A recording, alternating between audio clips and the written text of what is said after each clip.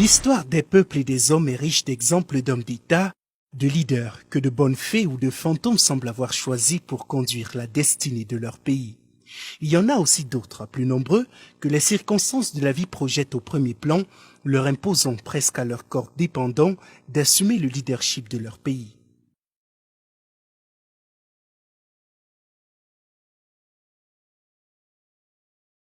Nous sommes ici à Niamey, au Niger, le 31 mars 2020. En ce début de soirée, le domicile de Hama Amadou, homme politique nigérien de premier rang et figure de pro de l'opposition, affiche une mine presque ordinaire.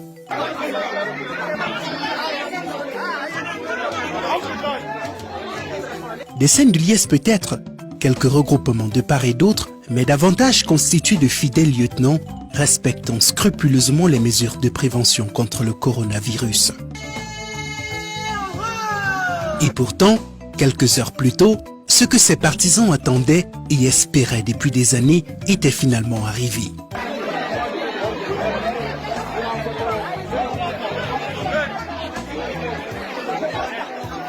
Hama Amadou, incarcéré depuis plus de 8 mois à la maison d'arrêt de Filingué, située à 189 km de Niamey, est sorti de prison. Ceci à la faveur d'une remise de peine décidée le 30 mars 2020 par le président de la République, Mahamadou Issoufou, pour lutter contre la propagation de la Covid-19 dans les maisons d'arrêt. Et paradoxalement, l'heure n'est pas particulièrement à la fête, pas d'émotion particulière. Peut-être parce que ce soir-là, tout le monde présent ainsi que les partisans de Hama Amadou avaient compris qu'en réalité, même s'il s'agissait d'une libération de leur leader, il s'agissait davantage, et bien en amont, d'une condamnation qui n'aurait jamais dû être prononcée et qui ne relevait que d'une vendetta à des fins politiques.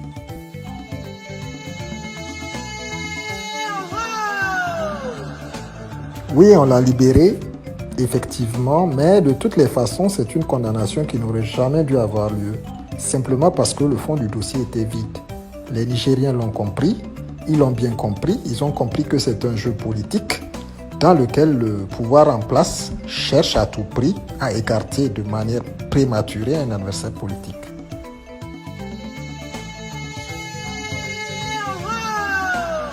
L'affaire, ou du moins la dernière affaire éclate en 2014, à 2 ans de la présidentielle de 2016. Un détail qui a toute son importance. Une affaire de supposition de bébé fait régulièrement la une de certains médias nigériens. Le scandale ébranle d'autant plus que plusieurs personnalités nigériennes de l'opposition sont citées et même placées en détention provisoire. Des personnalités quasiment toutes proches de celui qui est encore le président de l'Assemblée nationale du Niger, Hama Amadou. Évidemment, les observateurs comprennent que c'est ce dernier qui, in fine, est visé par l'affaire.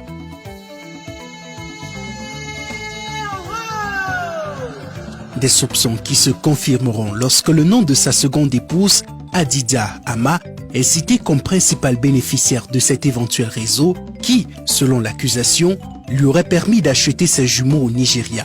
Une opération qui, selon la justice, ne pourrait se faire sans l'aval de son époux, qui devrait forcément être impliqué. Désormais, le pouvoir nigérien avance à découvert et nomme publiquement sa cible. Le 26 août 2014, le gouvernement nigérien saisit le bureau de l'Assemblée nationale afin d'autoriser la justice à entendre son président.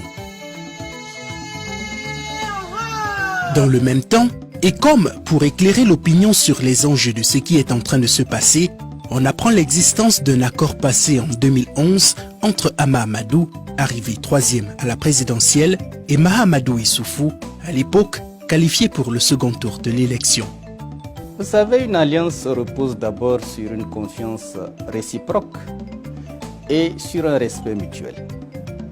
À partir du moment où vous avez l'impression que votre allié n'a comme objectif que de vous éliminer et d'affaiblir significativement votre parti, il serait de très mauvais ton de continuer à vouloir jouer et l'allié loyal et soumis.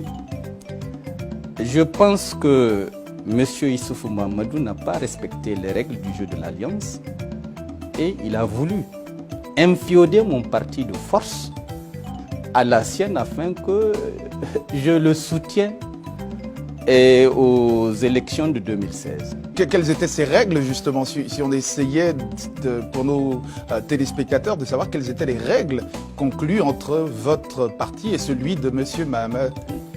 Nous avons simplement arrêté le principe que je le soutienne aux élections de 2011, au deuxième tour, et pendant 5 ans, nous essayons de mettre ensemble nos efforts pour donner au Niger les bases d'une stabilité politique réelle et les conditions d'un développement économique qui s'amorce. Donc notre contrat, c'est sur 5 ans, pas sur 10 ans. Et il est évident qu'au bout des 5 ans, chaque parti retrouve son indépendance et engage ses forces pour éventuellement demander au peuple souverain sa reconnaissance, soit au niveau des présidentielles, soit au niveau des législatives, mais en aucune façon pour être un supplétif à vie d'un autre parti. Entre-temps, les rapports entre les deux hommes se sont dégradés. Hama Amadou, dont les ambitions présidentielles sont publiquement connues, est désormais accusé de vouloir créer les conditions d'un coup d'État et d'inciter l'armée à réaliser un putsch. Seulement, aucune preuve matérielle ne permet au gouvernement d'appuyer de telles accusations. Et pourtant, il sait le président Issoufou déterminé à le faire arrêter et jeter en prison. Conscient de cette instruction, dont le début de la matérialisation a été fait avec la saisine officielle le 26 août 2014 du bureau de l'Assemblée nationale pour autoriser son audition, Hama Amadou comprend que les dés sont jetés. Il n'y a aucune illusion à se faire sur la suite de la procédure. Le lendemain, le 27 août, le patron du Modène Lumanafa, qui fait figure de principal opposant à Mahamadou Issoufou, décide de prendre la route pour Ouagadougou, au Burkina Faso. Seul, affirme-t-il, et sans l'aide de personne. 3 jours plus tard, il débarque à Bruxelles, puis à Paris, pour un exil d'une durée indéterminée. C'est alors qu'il fait des révélations fracassantes sur le projet des autorités de Niamey. Quelqu'un est venu m'informer, et c'était la 3e personne, pour me dire attention, toute cette affaire ne vise qu'une chose, arriver à vous arrêter même pour 1 semaine, le temps de pouvoir d'une manière ou d'une autre vous administrer un poison. Ce poison ne fonctionnera que dans un délai de 3 mois. Comme ça, peut-être que vous serez sorti de prison, mais vous n'allez pas survivre au-delà de 3 mois. L'enjeu n'est pas d'ordre judiciaire, l'enjeu est d'ordre politique. Monsieur Issoufou Mahamadou a juré depuis 2012 de se débarrasser de moi en 2013 et de faire tout ce qu'il est possible de faire pour m'empêcher de l'affronter aux élections de 2016. Pour le pouvoir nigérien, la fuite en exil de Hama Amadou est une preuve de culpabilité. Alors, la justice décide de suivre son cours en l'absence de l'accusé. Mais du côté de Hama Amadou, qui paraît seul contre le pouvoir, qui dispose de tout l'arsenal et des moyens judiciaires de l'État, il s'agit bien d'un procès purement politique qui vise à l'écarter de la prochaine présidentielle. Je n'ai pas fui. Je suis venu en France pour donner la possibilité à l'opinion publique internationale de se rendre compte que ce dossier est absolument vide et a un caractère purement politique. Parce que si M. Issoufou Mahamadou veut mettre la main dessus, il est bien obligé d'envoyer un mandat d'arrêt international et demander à la justice française mon extradition. Et pour le faire, il sera bien obligé de transmettre le dossier d'accusation. Et à ce moment, tout le monde verra si ce dossier contient une preuve quelconque de culpabilité contre moi. Pour lui, il ne fait aucun doute, la justice est aux ordres. Et heureusement ou malheureusement, la suite des événements semblera lui donner raison. Est-ce que dans la loi nigérienne, quelque part, il est fait obligation à toutes les femmes qui accouchent au Niger ou dans le monde, l'obligation pour elles d'avoir un carnet de suivi de maternité au Niger. Et ma femme a fait son test de grossesse à Niamey, dans une clinique qui a fourni au juge la pièce qui démontrait bien qu'ils ont constaté qu'elle était bel et bien en grossesse. N'est-ce pas? Et chaque fois qu'elle allait, si c'était pour acheter des enfants, vous croyez que chaque fois qu'elle devait aller au Nigeria pour le suivi, elle allait en informer le président de la République, M. Issoufou Mahamadou? M. Issoufou Mahamadou qui, à chaque fois, par 3 fois, lui apportait des subsides, parce qu'à ce moment, on s'entendait très bien, pour aller et revenir. Est-ce qu'une femme qui a dans l'intention d'aller acheter des enfants, donc de manière frauduleuse, pourrait se comporter de cette façon? Ma femme, lorsqu'elle a été interpellée par le juge, a spontanément proposé à celui-ci de faire un test ADN pour démontrer que, à ce qui la concerne, il n'y a aucun problème. Je l'ai proposé dès le début du processus.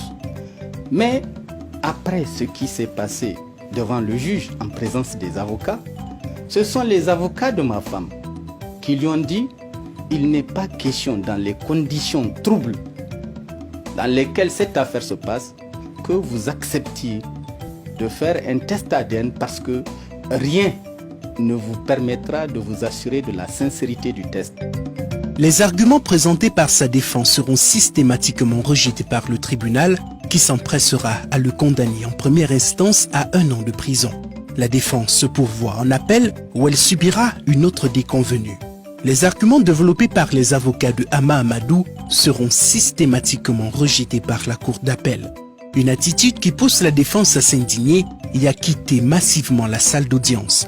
La cour s'empressera de condamner Hama Amadou à 1 an de prison ferme, ceci après que le juge pénal s'est déclaré incompétent. L'affaire est alors portée par l'accusation devant la Cour de cassation présidée à l'époque par un certain Bouba Mahaman, un proche du président Issoufou qui, par hasard de calendrier ou pas, deviendra plus tard président de la Cour constitutionnelle.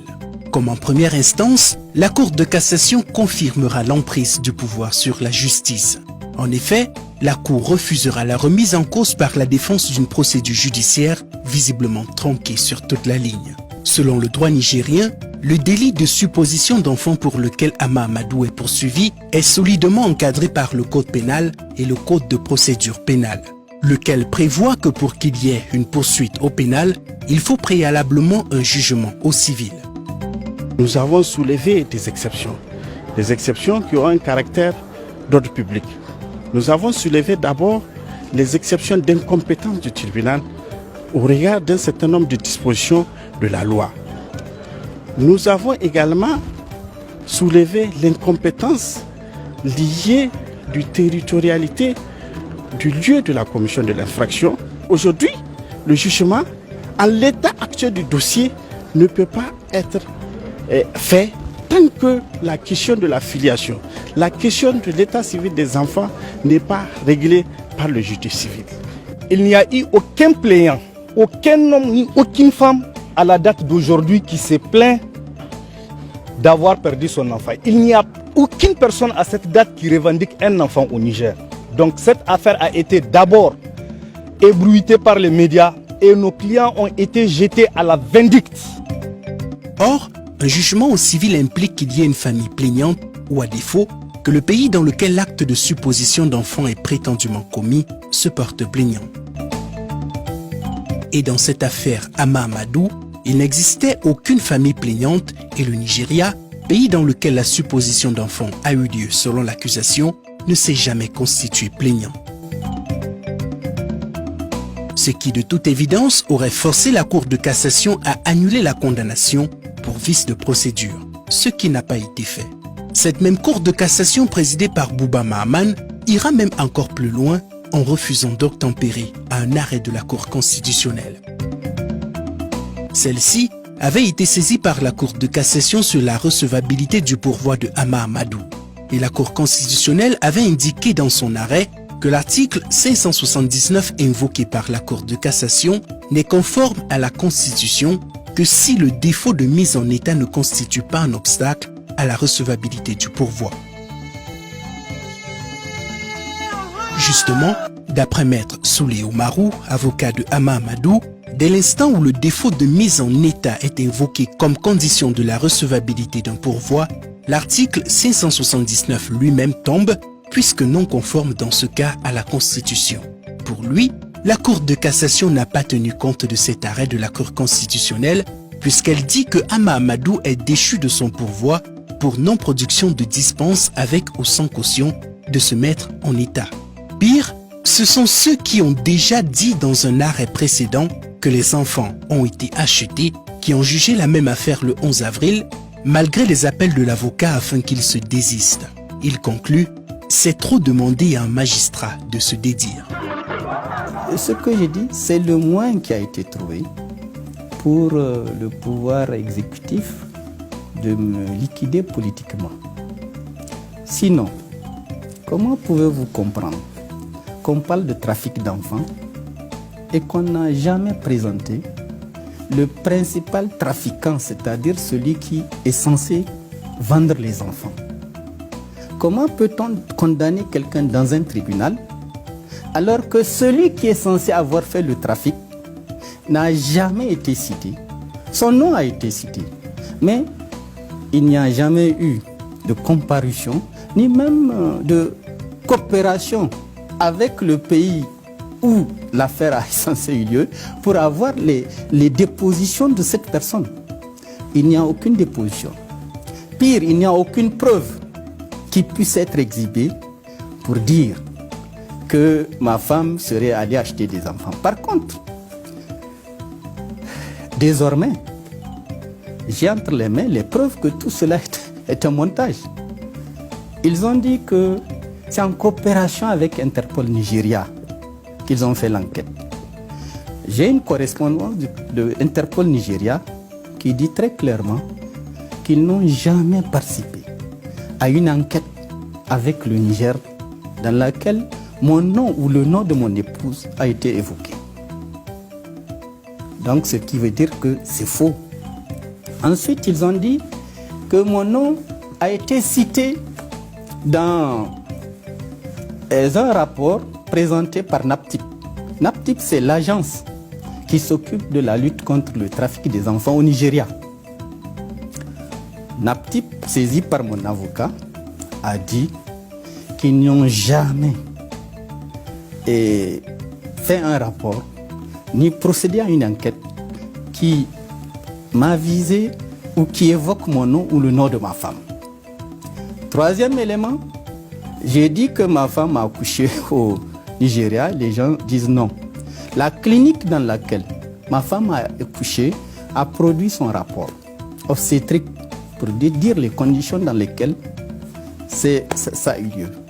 Et le médecin qui a examiné ma femme lorsqu'elle avait 6 mois de grossesse au Sénégal, à Dakar, vient de me fournir un certificat et est prêt à témoigner sur n'importe quel livre saint qu'ils veulent, qu'il a examiné, qu'elle était bel et bien en grossesse et en grossesse avancée. Donc comment, dans ces conditions, une femme en grossesse qui a accouché, on va dire que non, c'est des suppositions d'enfants? Quelle est la preuve qui a été apportée pour démontrer qu'il y a eu supposition d'enfants? Aucune preuve, parce qu'on aurait pu au moins faire venir les parents supposés de ces enfants-là pour réclamer les enfants. On n'a jamais présenté de parents. Dans ces conditions, sur la base de quelle preuve? Et l'accusation elle-même, elle reposait sur quoi au départ? Vous voyez bien que c'est un montage grossier. Mais quand vous avez le pouvoir de commander à la justice, de convoquer les juges au palais pour leur imposer votre décision et qu'ils l'appliquent sans état d'âme, il est évident que vous aurez toujours raison dans le pays.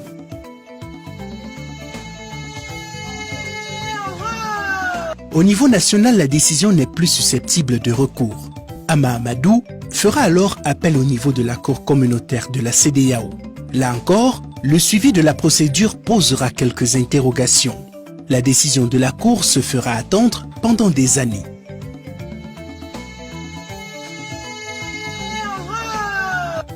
Et curieusement, ce n'est que lorsque le président Mahamadou Issoufou accède à la présidence en exercice de la CEDEAO que la Cour de la CEDEAO se prononce enfin pour se déclarer incompétente. Une position qui relève tout de même une incongruité. La Cour de la CEDEAO justifie sa décision par le fait que le verdict rendu par le Niger avait déjà revêti l'autorité de la chose jugée. En langage simple, elle ne peut plus se prononcer parce que la justice nigérienne a déjà tranché l'affaire.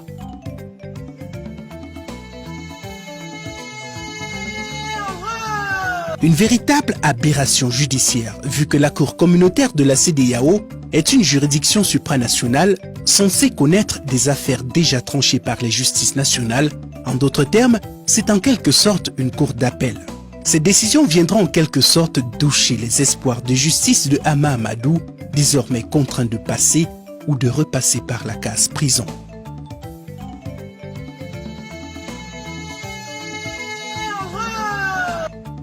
À la suite du décès de sa mère, Hama Amadou retournera à Niamey le 14 novembre 2019. Après recueillement, il se présente le 18 novembre de son plein gré devant le procureur de la République pour purger le reste de sa peine. La suite, on la connaît, il est libéré de prison le 31 mars 2020 à la faveur d'une grâce présidentielle. À sa sortie de prison, en pleine crise sanitaire liée au coronavirus, ses premiers mots traduisent davantage son inquiétude, non pas sur sa personne et sur ce qu'il vient de subir pendant environ 5 ans, mais davantage sur la protection de ses compatriotes.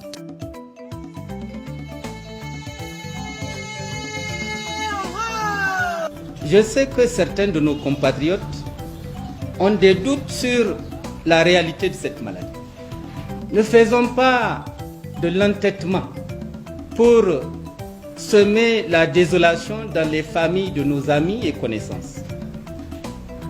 Donc je demande à mes chers compatriotes nigériens qui ont fait montre de beaucoup de compassion à mon égard de respecter ces consignes pour que nous continuions à vivre, que nous continuions à nous battre pour les idéaux auxquels nous croyons. Je suis déjà confiné et depuis que je suis arrivé, j'étais dans ma chambre et je ne compte pas en sortir. À tous les amis, connaissances et à tous les gens qui ont une certaine sympathie pour moi, qui auraient voulu venir me rendre visite, je leur dis de respecter les consignes parce que le respect de ces consignes sont une condition sine qua non de notre survie à tous.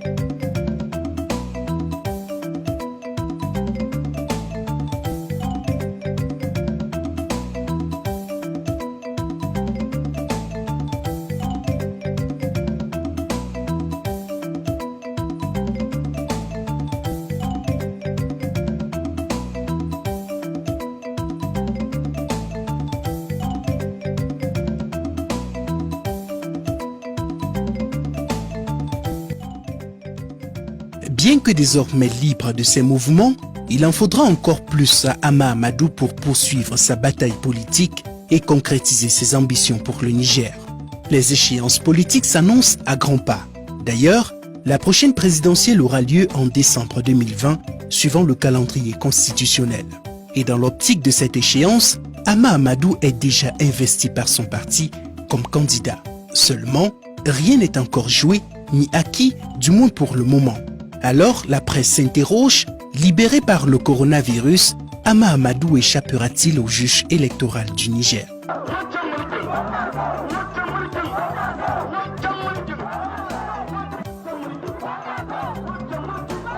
Cette remise gracieuse de peine n'emporte pas, si vous voulez, le recouvrement par M. Hama Amadou de son droit civique, en particulier, notamment le droit d'éligibilité, conformément à l'article 8 du Code électoral, tant qu'il n'a pas fait l'objet d'une réhabilitation en bonne et due forme, M. Hama Amadou, qui vient de bénéficier de la grâce présidentielle, ne pourrait pas se présenter.